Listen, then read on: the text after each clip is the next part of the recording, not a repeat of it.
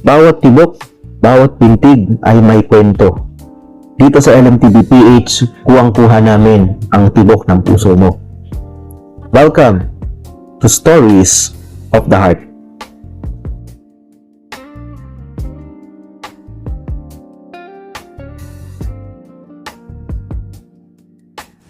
At para sa ating unang episode, babasahin natin ang isang liham mula sa nagngangalang Rika.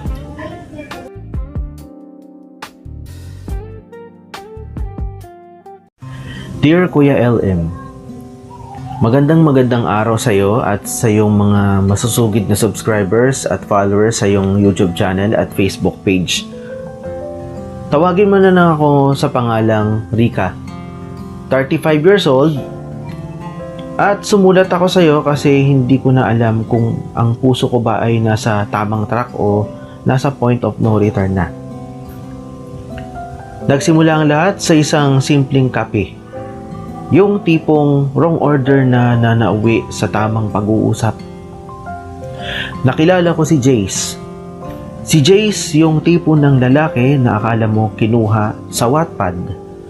Maalaga, nakikinig sa bawat rant ko. At higit sa lahat, pinararamdam niya sa akin na ako ang priority niya. Sa loob ng 2 taon, naging kami kahit walang label. Alam mo yon, Kuya LM, yung bawat gabi na magka-video call, bawat weekend magkasama at kilala na siya ng pamilya ko. Pero sa tuwing tinatanong ko kung ano ba talaga tayo, ang laging sagot niya ay, Rika, hindi pa ako ready sa commitment, pero alam mo namang ikaw lang, di ba? Naniniwala ako. Sa loob ng 2 taong yun, umaasa ako na baka healing process lang ang kailangan niya. Dahil kakabreak lang niya noon sa last na relationship niya. Pero last week, alam mo, Kuya Elim, gumuha ang mundo ko. Alam mo kung bakit? Bigla akong nakita sa isang post sa isang Facebook page ng isang babae na isang wedding coordinator. Nakatag dun. Alam mo kung sino? Si Jace. At ang caption, final meeting for Jace and Clarice December wedding. Kuya LM, ang sakit. Habang sinasabi niyang hindi siya ready sa commitment sa akin, nagpaplano na pala siya ng habang buhay sa iba. At ang mas malala, noong hinarap ko siya, ang sinabi lang niya, fixed marriage lang to, Rika, pero ikaw ang mahal ko. Kuya LM, dapat ko bang paniwalaan na mahal niya ako kahit pakakasalan niya ang iba?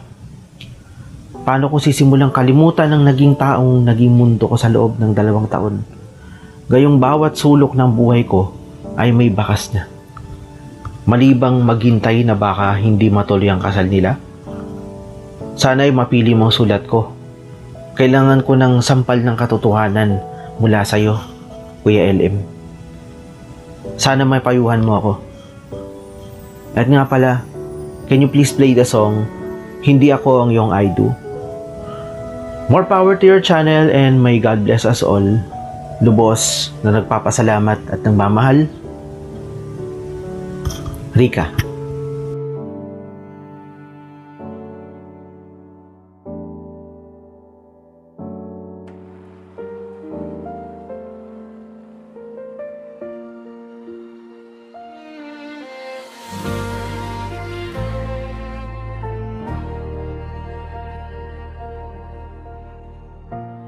Nasa gilid lang ako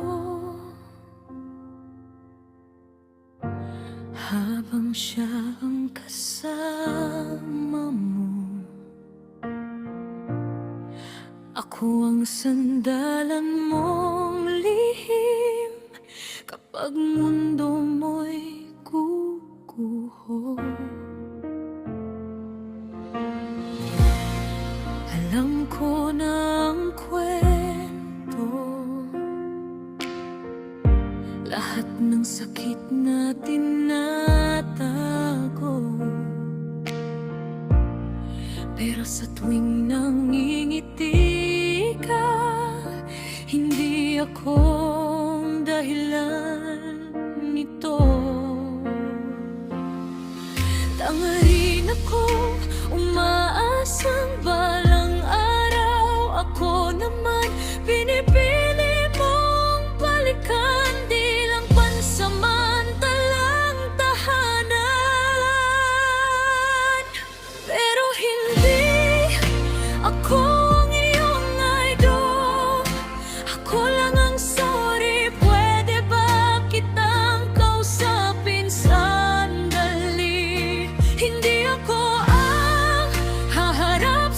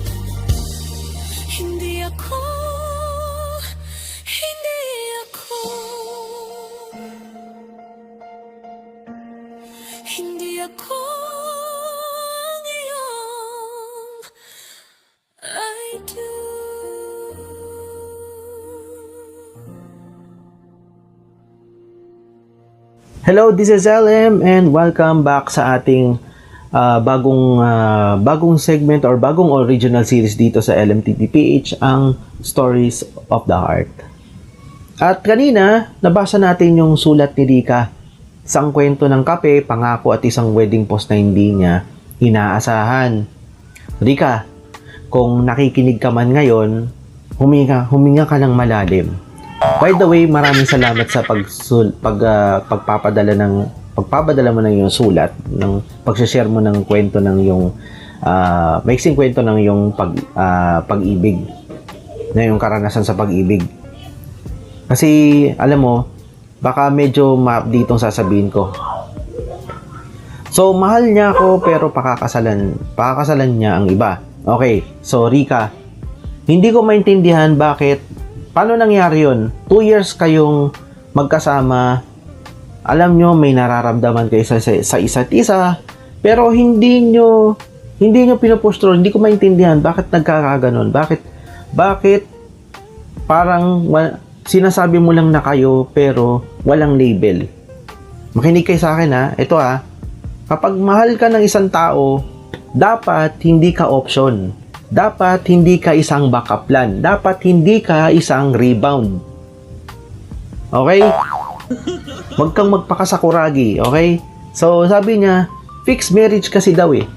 So, hindi ko maintindihan bakit hanggang ngayon may fixed marriage pa. 2026 na. Hindi na uso yan ngayon. Paano nangyari yun? Unless nasa loob ka ng isang teleserye o isang historical serye. No? At ang taong gusto mong makasama ay dapat gumagawa ng paraan. Wala na tayo sa panahon ng Kastila, wala na tayo sa panahon ni Carmelita sa I Love You Since 1892, wala na tayo sa ganun, no? Kasi ang totoo niyan, kung mahal ka niya, dapat hindi ka ginagawang backup plan, hindi ka dapat ginagawang rebound. Mahal ka niya pero bilang side dish? Mahal ka niya dahil binibigay mo yung comfort na hindi niya makuha sa fiancé niya? Ganun ba yon? Pero hindi ka niya mahal sapagkat hindi ka niya mahal sapat para ipaglaban ka. Okay? So, action will speak louder than I love yous. At ang action niya, ayun, mapunta doon sa altar kasama ang iba. So, paano natin kalilimutan? Paano natin kakalimutan tong klase ng tao, itong klaseng tao? Paano mo siya kailangang kalimutan agad? Ang kailangan mong gawin ay bawiin mo yung mundo mo. Or binigay mo sa kanya kasi yung susi ng kaligayahan mo. Kaya nung umalis siya, dala-dala niya yung kapayapaan mo. Start small, burahin mo yung mga pictures, i-block mo na siya hindi dahil bitter ka, kundi dahil kailangan mong protektahan ang sarili mo sa mga breadcrumb na ihuhulog niya para lang hindi ka makaalis. You don't heal in the same environment that broke you. Ngayon, ang tanong, malibang maghintay na baka hindi matuloy ang kasal, ito sasabihin ko sa iyo, Rika, tumigil ka. Tigilan mo yan. Stop. Tibuloy, stop. Huwag mong iaangkor ang buhay mo sa sana. Huwag mong ipagdasal ang pagkakasira ng iba para lang mabuo ka. Paano kung hindi matuloy? Tatanggapin mo siya? Tapos maghihintay ka ulit kung kailan siya magiging ready. Don't be just a spectator of your own heartbreak. Okay? Deserve mo ang lalaking hindi ka itatago. Deserve mo yung lalaking pag tinanong mo ng ano tayo, ang isasagot niya ay asawa ko. Ganon. Okay? So, bilang pagtatapos, Rika, ganito, huwag kang manghinayang sa 2 taon. Okay? 2 years lang yan.